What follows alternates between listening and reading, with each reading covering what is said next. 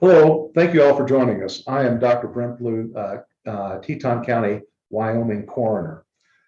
After a detailed investigation by our forensic pathologist, our anthropologist, and local law enforcement, with assistance from the FBI, the Teton County Coroner Office is filing the following verdict in the death of Gabrielle Lenora Petito. We hereby find the cause and manner of death to be the cause, death by strangulation, and manner is homicide. By Wyoming state statute, no other information will be released about the autopsy. The only thing that is released in the state of Wyoming is cause and manner of death. I think they said they can't hear you. Just 1 second.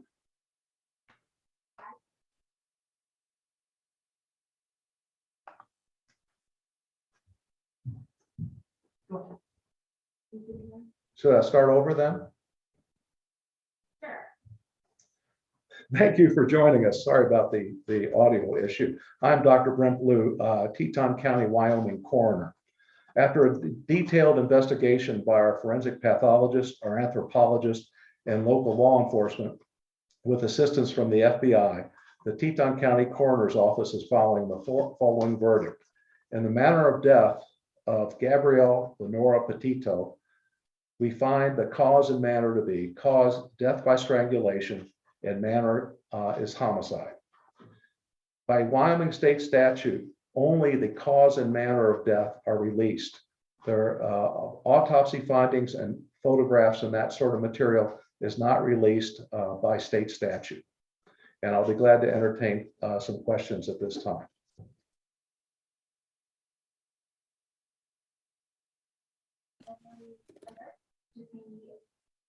Hi, Brent. This is Alex with the News and Guide. Can you hear me? Yes. I'm curious whether you're able to pinpoint a date of death and when, and if you know whether or when Gabby's remains will be returned to her family. The remains have been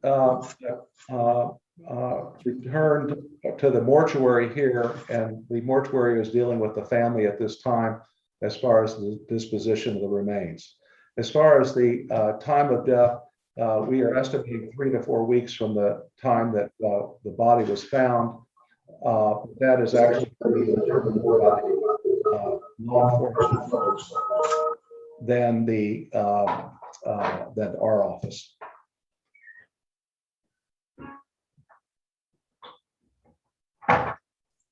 Chris, Vivian, you are able to ask your question.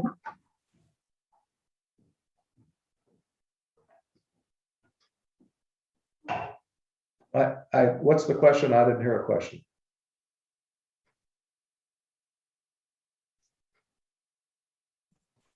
Chris, I believe that you are muted. If you can unmute yourself. Okay, it's John Walsh from In Pursuit with John Walsh on Discovery ID. Dr. Blue, thank you for your time. I think everybody in the world believes that Brian Laundrie killed Gabby. With your extensive work on the body, are you sure that it's Brian Laundrie? And will the FBI issue a nationwide homicide warrant now that they know the cause of death? We are only tasked with the determination of cause and manner of death. Who committed the homicide is up to law enforcement, and I cannot answer the question about the FBI. You would have to contact them. Jeremy Kopus, you are now allowed to ask your question. Yes, hello, doctor. If you could please, can you comment on any other bruising, maybe on the body that possibly was healing, possibly older bruises or cuts that might have been healing over the last couple of weeks before her passing? By Wyoming state statute, no other information about the autopsy is released, just the cause of death.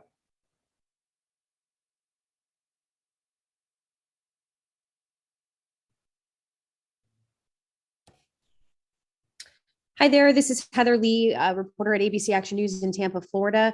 I just wanted to know if you could explain why it took about a month for this process to finish. I think a lot of people were hoping that they would learn this information sooner. So I just think if you could just explain the process and why it took a month. Well, the main reason was that we were very exacting in our examination and the detail by which that examination was done. We were waiting for various specialists to come in and help us with this investigation. We were waiting on toxicology to be returned, and it was just a matter of making sure we had everything right. Thank you.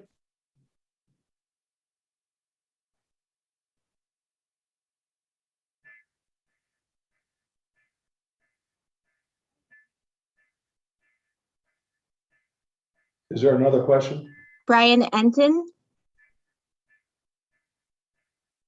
I believe you're unmuted right now.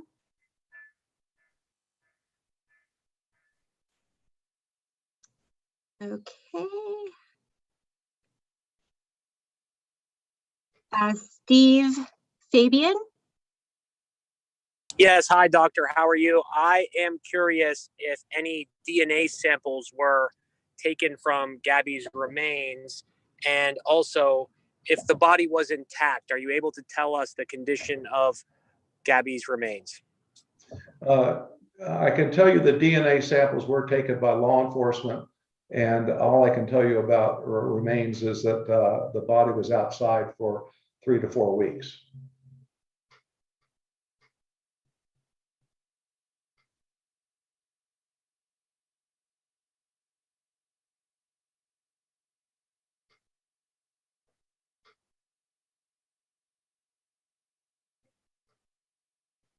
Chris Vivian, do you have your hand up? Was that a question? I didn't hear the question there. Question. Dr. Blue? Yes. It's John Walsh again from In Pursuit with John Walsh. You will probably be the most important witness at the trial. And I asked you before how confident you feel that Brian Laundrie, and they use the semantics. He was a person of interest. I'm old school. He was the only suspect ever. And I just wonder, you're going to be the most important guy at the trial, probably. Do you have any doubts it's Brian Laundrie?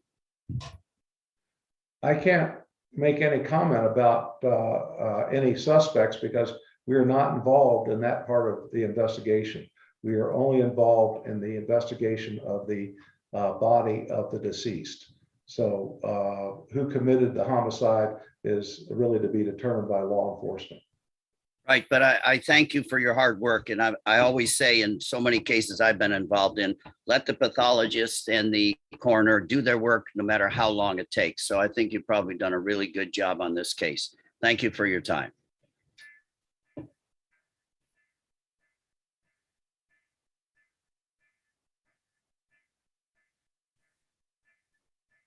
Hey there, doctor. This is Rochelle Aline with ABC Action News in Tampa. Just a quick question. Can you kind of walk us through the process to how you arrived at this specific manner of death?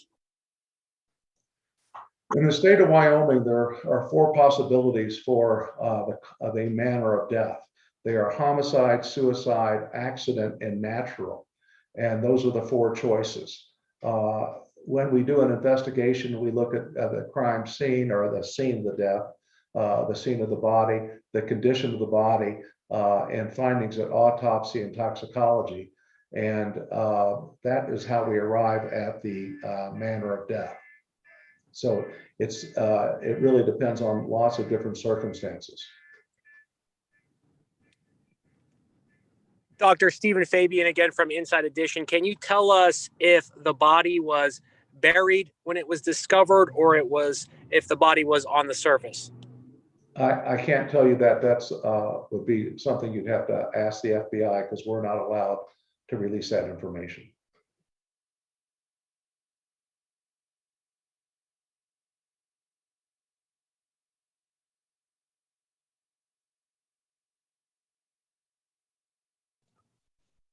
Kelly Vaughn.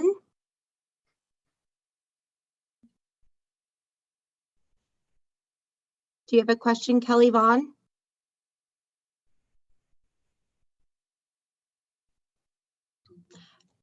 We have Brian Enting in the chat who has a question. What's your question, Brian?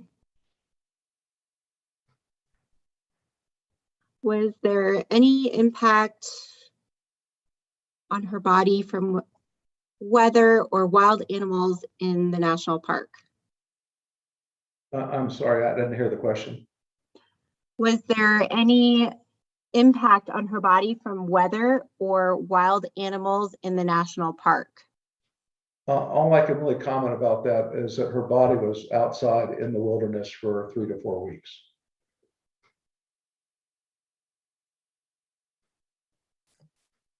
KSL assignment, you are unmuted.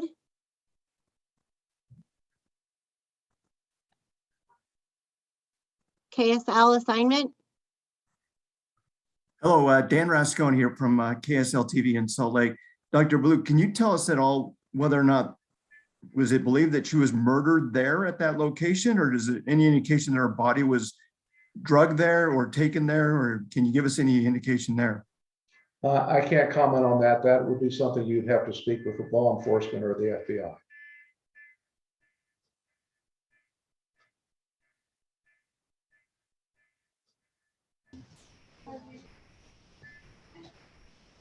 Matthew Sella. Matthew Sella, do you have a question?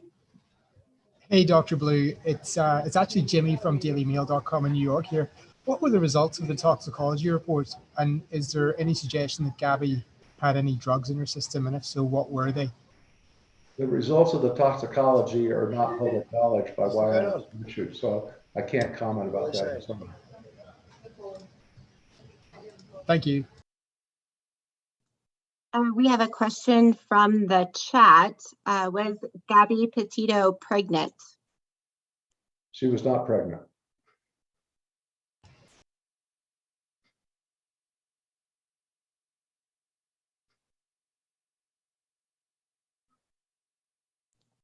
Thomas Taupe.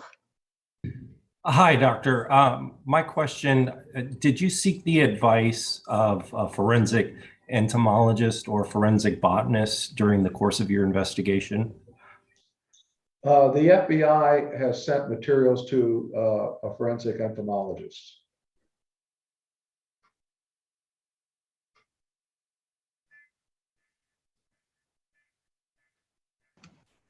WPBF 25 News.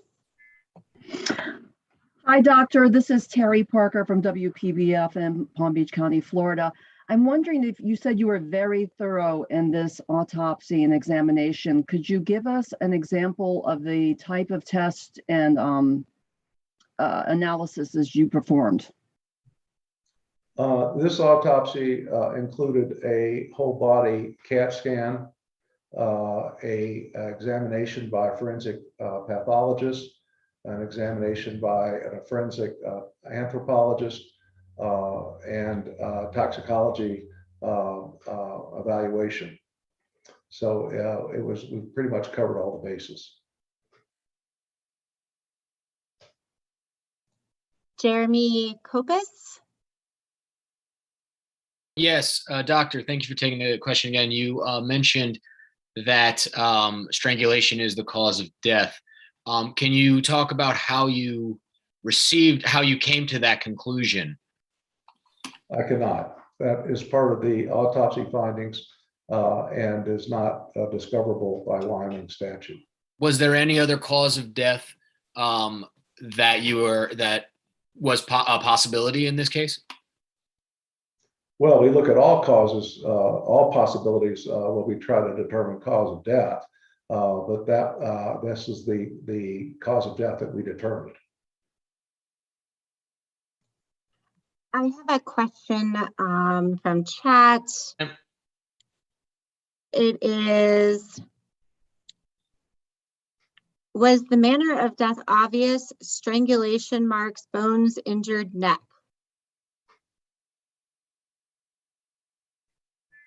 The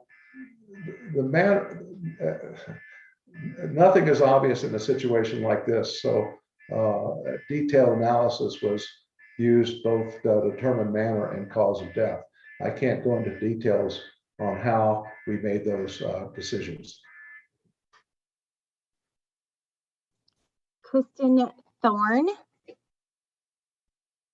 Yes, hi, Dr. Kristen Thorne with WABC in New York. Could you just please repeat about how long you believe the body was out there? Unfortunately, the last time you spoke, we just didn't get a good film shot of you saying that. Would you mind repeating that? Our initial determination is the body was in the wilderness for 3 to 4 weeks. Thank you.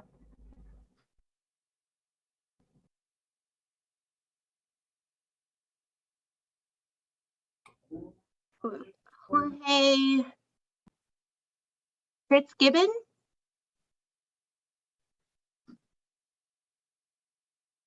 You have to unmute. I believe you're still muted. Sorry about that. Good afternoon, Dr. Blue. Relating back to the date of death, is there a date listed on the death certificate? The death certificate has not been completed at this time, and the death certificates of the state of Wyoming allow for approximate dates and variability in those dates. So I doubt, well, there will not be an exact date of death on the death certificate. Eileen with News 12. Hi, doctor. This is Eileen LaPalmer from News 12. We sort of asked it a little bit, but is there a way that you can explain how you know that it was strangulation? Sometimes I know that a hyoid bone could be missing. Is that something that you discovered in this case? I can't comment on that because it would be a finding of the autopsy. And as I stated before, in the state of Wyoming, the autopsy results are not public knowledge. So then you can't clarify whether it was manual strangulation or with an item, correct? That's correct.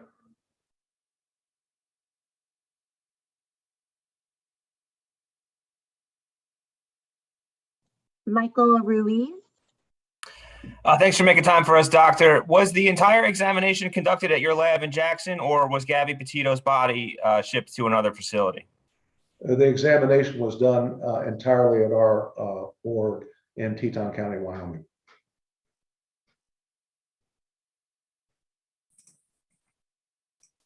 Anna Gregorio.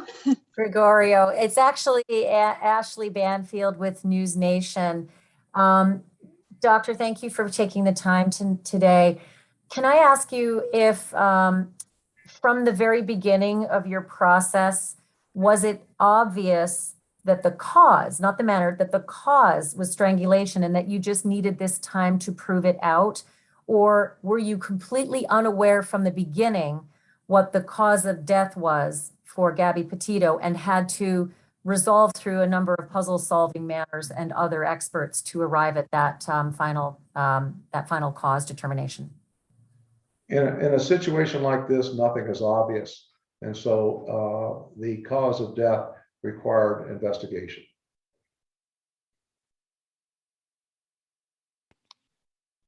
We have a William Walke. Hey there, Dr. Blue. My name is Will. I'm from KHOL Jacksonville Community Radio here in Jackson. You're a small town coroner here in Western Wyoming. This case got so much national attention, as we can see right now. Can you speak on what it was like doing your job with such a big spotlight on you? Thanks. Well, it was quite the media circus and continues to be. Unfortunately, this is only one of many deaths around the country of people who are involved in domestic violence. And it's unfortunate that these other deaths do not get as much coverage as this one. I'm assuming that because the deceased was a blogger, that this received more coverage than others. But there are a lot of both men and women who have lost their lives that aren't covered with this kind of media attention. Francis DeFiore. Yes, hello, this is Francis DeFiore from the Port Charlotte's son. I just want to go back to my previous question, although I imagine your response. Is there anything you can tell us about how exactly you determined it was a 3 to 4 week period before death? I can't go into that kind of information at this time. I understand. Thank you very much.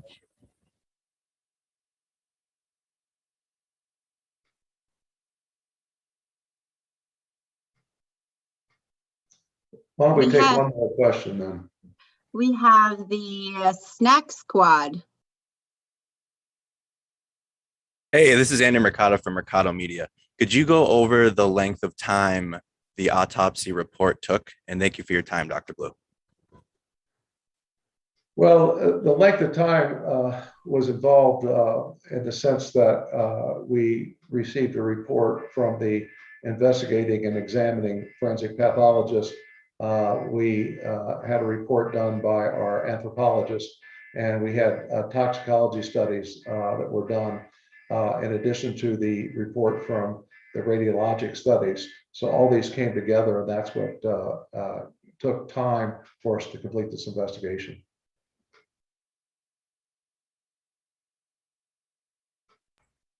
Hi, doctor. Could you speak to the state of decomposition, and did that at all hinder your investigation? No, I can't comment on that.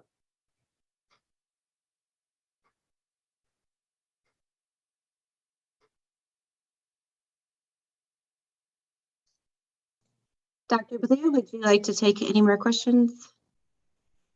Unless there's other specific questions that haven't been answered already, why don't we close this? And thank you all very much for your participation. And I can tell you that I will not be answering any other detailed questions about the autopsy. As I said, state statute prevents us from doing that. So contacting me by email and phone is not going to reveal any additional information.